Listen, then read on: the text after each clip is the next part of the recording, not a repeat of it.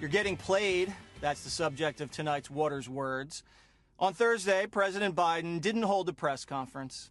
It was a play put on by Biden and the media just for the benefit of the Democratic Party. Everything was scripted ahead of time. The questions written in advance by news execs, Biden's answers written in advance by his handlers, and the outcome preordained.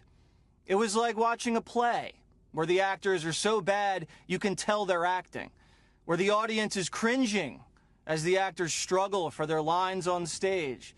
Only the rubes clap at the end, and the director in the background, beads of sweat forming on his brow, shocked they pulled it off. The parent companies who pay the salaries of the White House press correspondents, Time Warner, Comcast, Disney, Amazon, they're producing the Biden presidency for money and ideology. The American people are watching the Truman Show. Who are you? I am the creator of a television show that gives hope and joy and inspiration to millions. Then who am I? You're the star.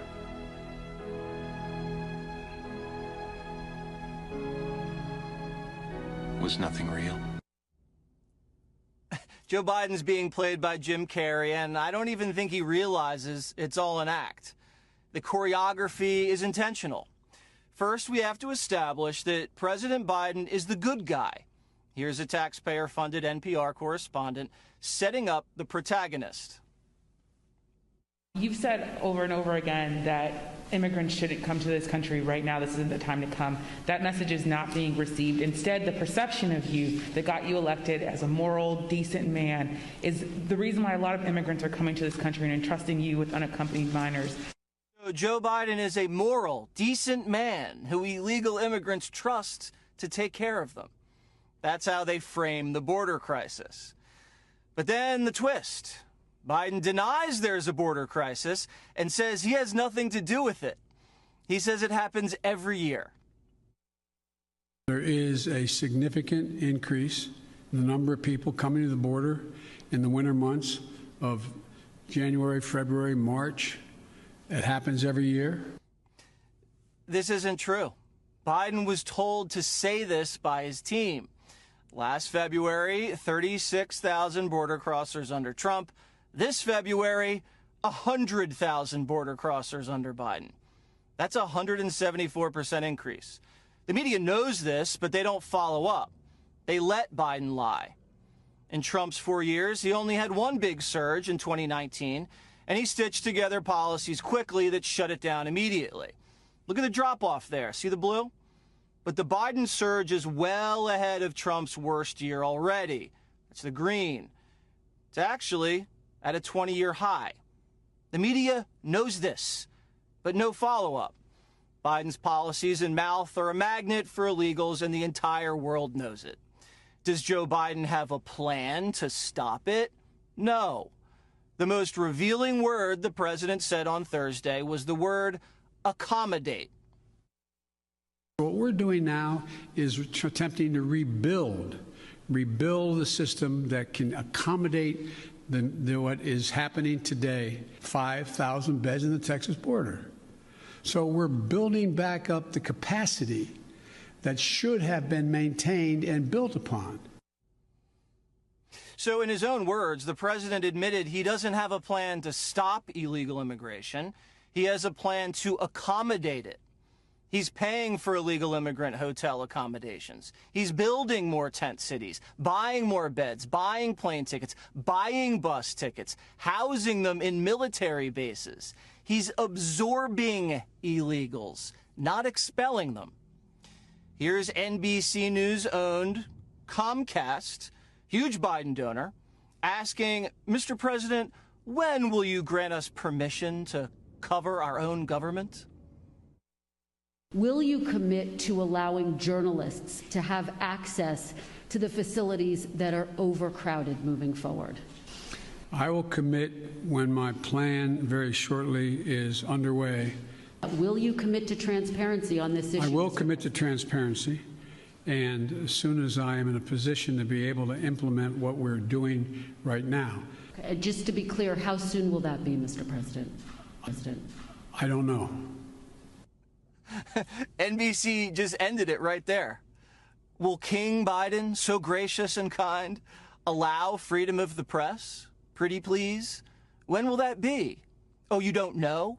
Okay. We'll just wait here with our cameras until you say it's okay for us to do our jobs. The media doesn't really want to cover the border crisis. They want to pretend to try to cover the border crisis. Good effort, guys. So believable. The second pillar of the Biden border plan, if you can call it that, besides accommodating the caravans, is to send Kamala Harris to Central America. I've asked the Vice President of the United States yesterday to be the lead person on dealing with focusing on the fundamental reasons why people leave. We're going to be spending that $700+ million a year to change the life and circumstances of why people leave in the first place. So Kamala Harris, with her decades of experience in international diplomacy and migration in the Western Hemisphere, is going to fly south and shower Guatemala, El Salvador, and Honduras with nearly $1 billion of our money and make Central America so great that no one ever wants to leave. Joe Biden admits this could take a while. Does this sound like something that'll work? No, seriously, does this sound like a real plan? Of course it doesn't. Not a single reporter asked the president, Mr. President, we've been sending Central America billions of dollars for decades, and the illegals still come. So how is this going to be any different? That's not part of the script, you see. These are logical questions that independent-minded journalists would ask. Maybe Fox's Peter Doocy would ask that. Fox is the only member of the 5-network TV pool that has never been on the list in front of the president. And I'm just curious if that is an official administration policy. We're here having a conversation, aren't we? Yes, but and do I take questions from you every time you come to the briefing room? Yes, but has the president taken questions from you since you came in? He came into office? Unfortunately, yes or no? Only when I have shouted after he goes through his whole list. You see, Fox isn't included in this little play here. His character has been cut from the script because they can't write his lines for him. He likes to ad-lib, as they say. The producers of the Biden presidency can't have that, so Peter Doocy, repping the biggest cable news outlet in America, wasn't called on. So once they've established that Biden is a decent man who has nothing to do with the border crisis, and the media gives themselves credit for trying to cover it, the play can move on to the second act. This is where the press encourages Joe Biden to go hard left, to nuke the filibuster and jam through a socialist agenda that puts the Democratic Party in a permanent position of power and control.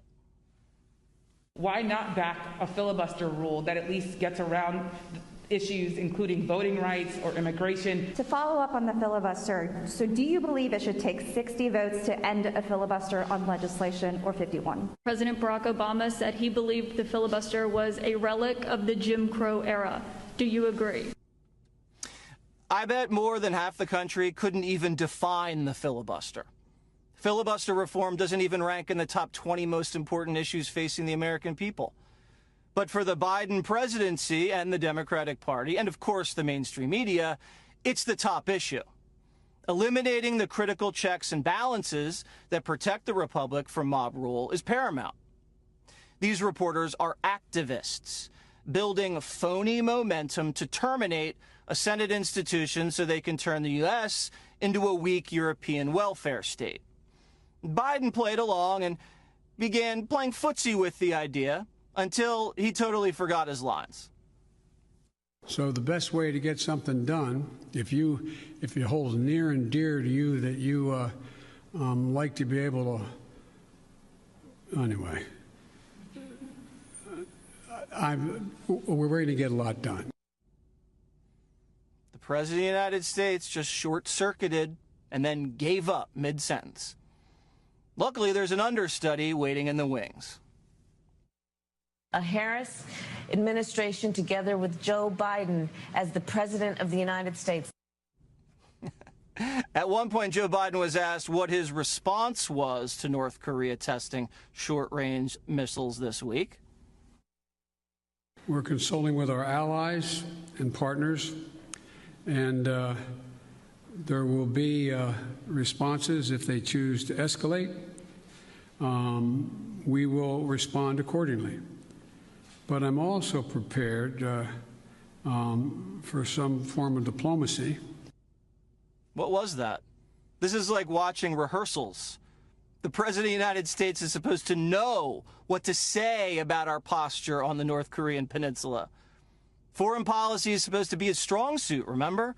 He's been dealing with North Korea for 40 years in Washington, and he needs to read from a script that someone else wrote for him. Who's writing this script? Is it Susan Rice? Is it the defense secretary? We don't know who's playing Oz behind the curtain. Biden carried a little cheat sheet during the press conference that he looked down at so he could remember what points to make.